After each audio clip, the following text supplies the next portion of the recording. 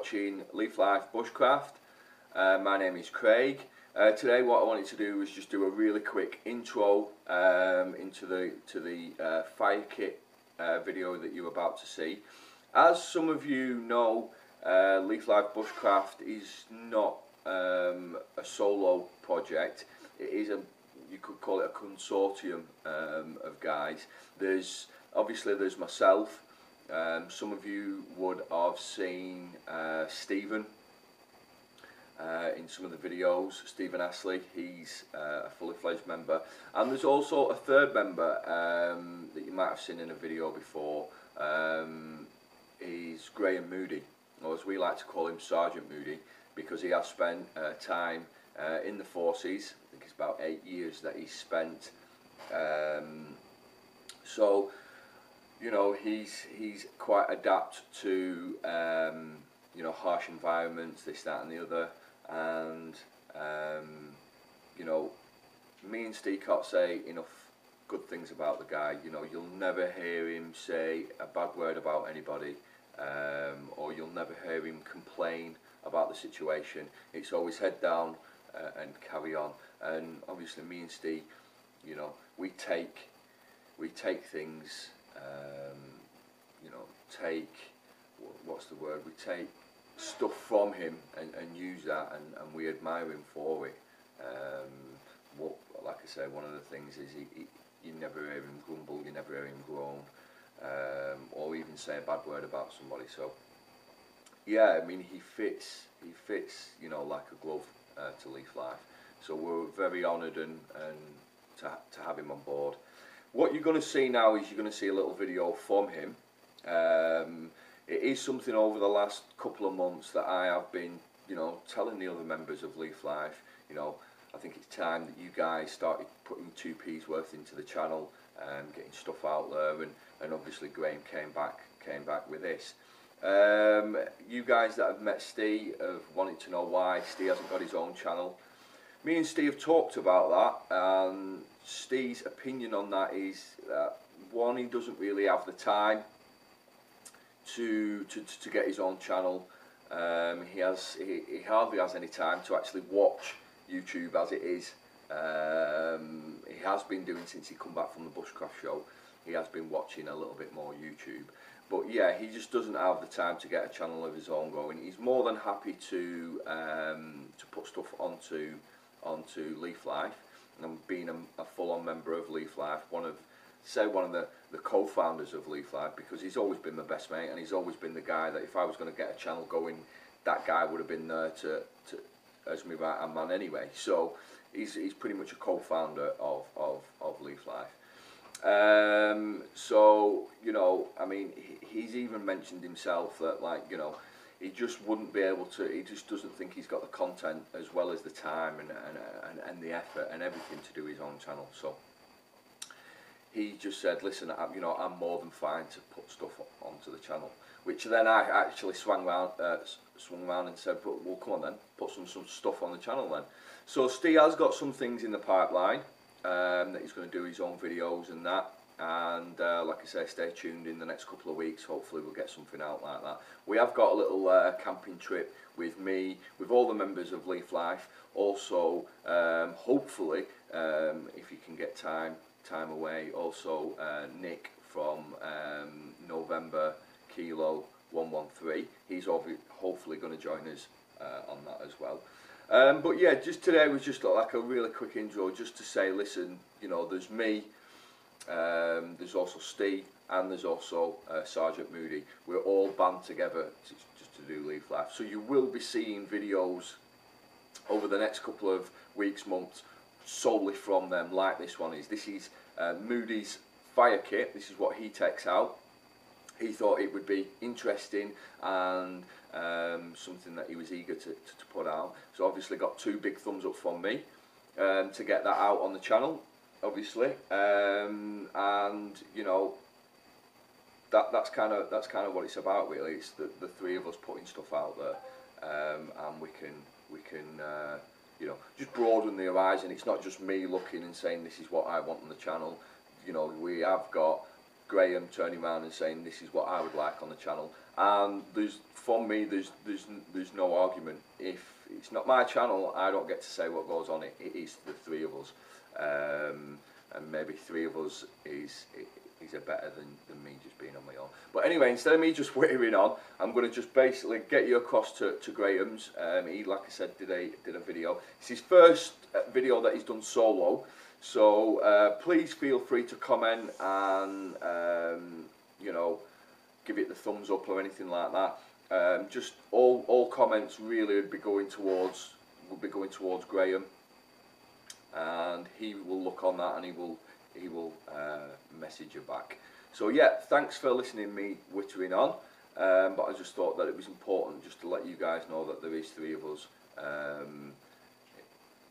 you know, in Leaf Life. So without further ado, let's get you across over to Graham, and he's going to show you his fire kit. Cheers, thanks for watching. Hi there, my name's Graham, I'm from Leaf Life Bushcraft. Today I just wanted to have do a quick video on my basic fire starter kit. It's not everything all encompassing, it's just what I like to take with me, what I like to use. It's by no means least the definitive list of what you can take with you to start a fire, wet fire, dry fire. It's just what I like to use. There's lots of other things out there. This is just my choice of what I take when I'm away. There's a few other bits I haven't got that I want to get. I'll try and talk about them if I can. So it's just a few bits and pieces that I've got. Right, first I'll start with something pretty easy. Basically, this is just how to get a fire started. Obviously, when you're at your site, you need to sort out your kindling, sort out your smaller branches, your larger branches, and then, you know, onto your sort of bigger things. But that's for you to decide how big your fire is going to be, what sort of wood you're going to use, etc., etc., depending on the area you're in. So basically, the first most basic thing I'm going to show you is it's just a plastic test tube, pretty waterproof. Inside it, get it out.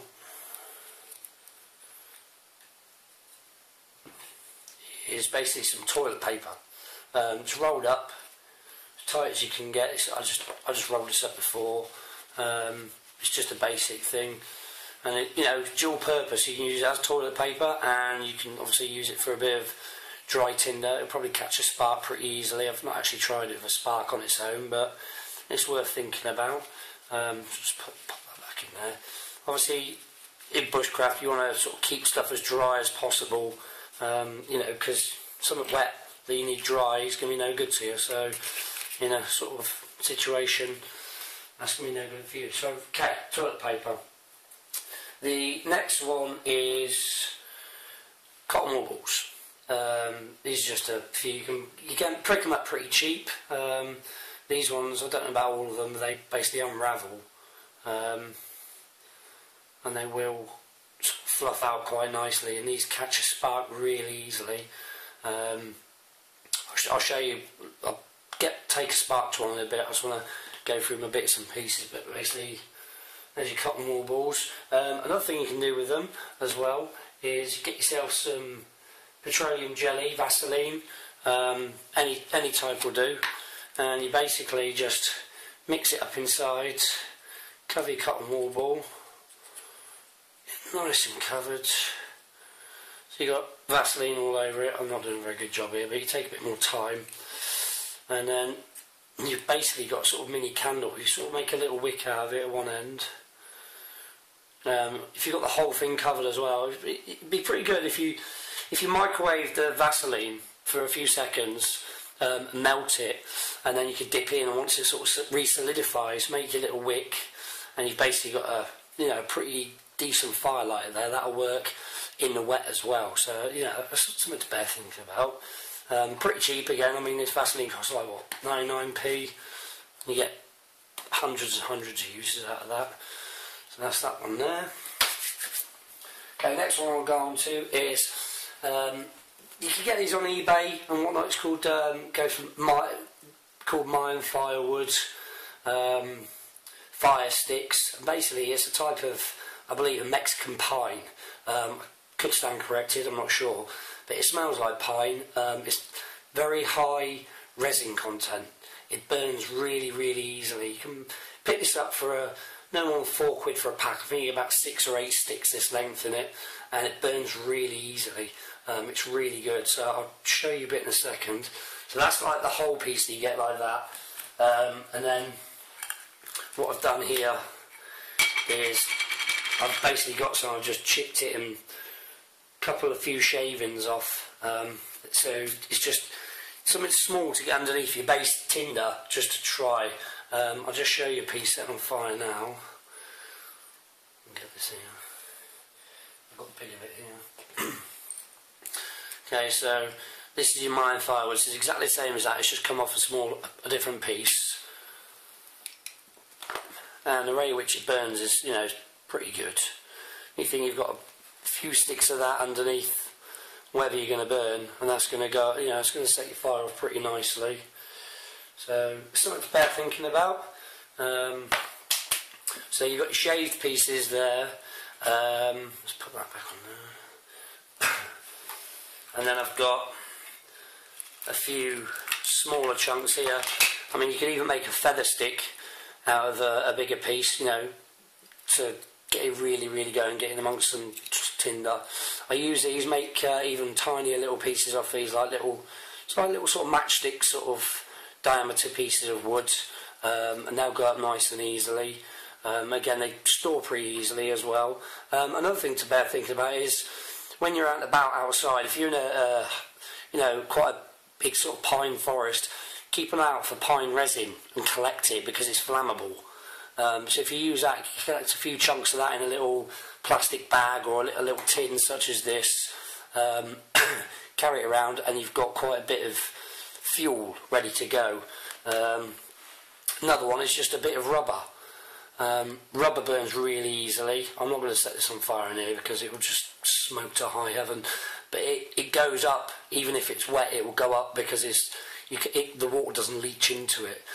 So you just sort of slice a little piece off, you know, sort of about that thick, slice it off, and then you've got a little sausage of it, and that will start your fire going quite nicely. It's pretty easy to do. That's off an old welly boot, so you know, so anything rubber really, an old pair of shoes, or an old car tyre even. There's always some knocking around somewhere, you know, someone's chucked some away somewhere, so you can slice a bit off it. Make sure the air's out of the tyre first, so it doesn't explode in your face. Yeah, rubber's fairly easy. Pretty obvious, but weatherproof matches from the British Army ration pack. Keep them nice and dry, keep them in this little tin with bits and pieces here. You know, if they strike, they keep wet and they'll still light anyway, so it's always good to have a couple around just in case. And then we've got magnesium and steel with your flint. Creates a really good spark. First time, doesn't mess around, does exactly what it says on the tin. One thing I would say is though, the magnesium on this isn't very good. I've tried lighting it, I've even used a jet lighter to try and light some slivers, and it's not very good. If you want something really, really hot to get going, I suggest you go on eBay or Amazon and you can pick up magnesium coil. It's pretty thin, it's used for science experiments, it's perfectly legal to buy, and that burns like, I'm sure like something like 1,000 degrees centigrade, but it's really easy to set off. It burns white hot, and it burns really fiercely bright. So you know, it could also be used not just for lighting fires, but sort of a rescue purpose. You could put some in a torch when they got to a certain point, light the torch, and you've got a big bright flare of white to be seen in the dark, or even from quite a distance away in the daylight. So yeah, that's me magnesium fire lighter. Next thing I've got is just your bog standard lighters. I've got a Zippo here. It's not got any fuel in it, but everyone knows how one of those works. If not, I'm sure if somebody left a comment I can make a video. Clipper lighter, they're quite robust. And I've got my jet fuel lighter, which is, you know, pretty good. Couple of £3, just runs off normal lighter gas. Windproof, so you know, if you're trying to light a fire and it's pretty windy, that always helps. You know, it's just something to think about. And then My next trick, I don't know if many of you have seen this, potassium permanganate and glycerin. Potassium permanganate is an oxidising substance. It's used by cabinet makers. They use it to stain furniture. You can actually use this to purify water. I'm sure we'll do another video for a long line of water purification. We will feature this. It's used for antiseptic, for wound dressings, and not dressings, but as like basically it's put on and you can use it on a wound and it will stop sort of infection getting in. Perfectly legal to buy. They used to sell it in boots and whatnot. I'm not sure if they do. I actually got this off of eBay, but it's perfectly legal to buy. And glycerin, it's used in cake making and all sorts. You can pick it up in Tesco's or Asda. It's perfectly fine to buy. I'll show you a tiny bit of this because it's quite, it's actually quite tricky. If you just move this stuff here. So what I'll do is you put some potassium permanganate. It's basically like it's a salt. It's a salt of potassium. You need a very little bit. It's quite crystallised, quite rough. You can see it's sort of purple in colour. If you're using it, be careful at home. So if you get any anywhere and you try and wash it down, it'll just dye any cloth purple. It's sort of, quite dodgy. And then you just get your glycerin and you just pour it on. It will take a couple of seconds to react. Once it gets going, it really gets going.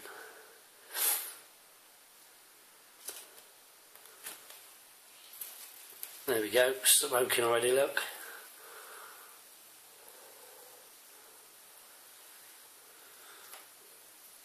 And it's not going to go, is it? Because I haven't put enough potassium permanganate in. Let's tip this over here. I think I've killed it with the... let's try a bit more. Come on. There we go. Flame. That is hot, okay, so that'll work any old time. It produces a quite long lasting flame. If you use that in conjunction with the mine firewood, it will set off quite nicely. There we go. I should have done this outside, but hey ho. Let's put this to one side. And remember, you just want to keep everything that you're using when you're going out in the bush. Just want to keep it all watertight. Make sure you can see it all.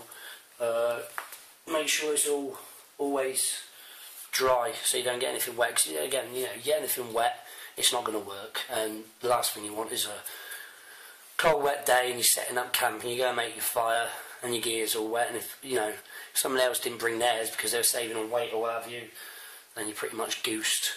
I'll just show you the spark. A little bit of this cotton wool. There we go. Just try the spark on it. Okay, it's a bit of normal cotton wool, just from a ball layer, so you can unwrap them. I just teased a little bit out there just to show you. And then, there you go, one strike, and it's up. It's fantastic stuff. And you can sort of put 10 or 12 of these in one of these little test tubes that I bought. Bloody hundreds of other things, but they're fairly easy to get hold of. Cotton wool, nice little fire start. If you add it with the petroleum jelly as well, that's even better. In fact, I might as well show you one now.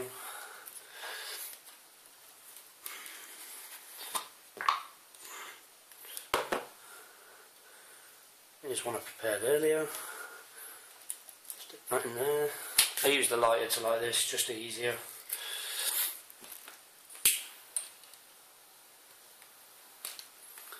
There we go. It's like a little candle. If you had it completely covered in the Vaseline, it would just burn and burn and burn, probably for a good little while. Possible use even like if you've got it completely saturated as a little lantern. I mean, it shines pretty brightly. It's pretty good for what it does. But and that's that. There's a couple of things I haven't got with me that I did want to talk about. I think probably what we'll do is another video on that another time, about fungus. There's certain funguses you can use, but what I'll do is I'll do another video and we'll talk about them more in depth, so I know what I'm talking about then. I've actually got it in front of me because I haven't got any. That's it. Thanks for watching, and I'll catch you next time on the next video.